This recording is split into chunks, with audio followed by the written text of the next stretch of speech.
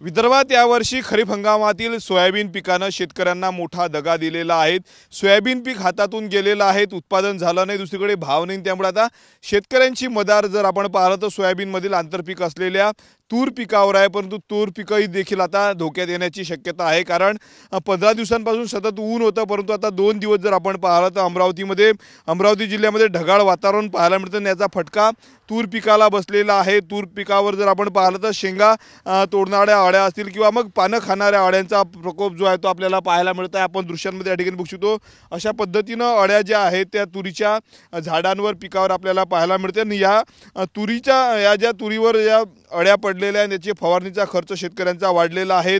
पानं जे आहेत ते या संपूर्ण अळ्या ज्या आहेत त्या खात असल्याचं समोर आलेलं आहे। फुलं हे संपूर्ण अळ्या खात आहेत, त्यामुळे शेतकऱ्यांना मोठा फटका जो आहे तो बसलेला आहे। दुहेरी संकटात शेतकरी सापडलेला आहे।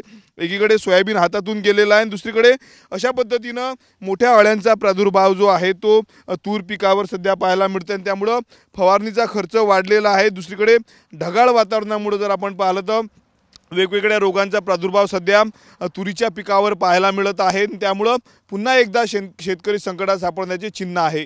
कॅमेरामन अनिकेत दहातोंडेसह मी स्वप्नील उमाप, TV9 मराठी, अमरावती।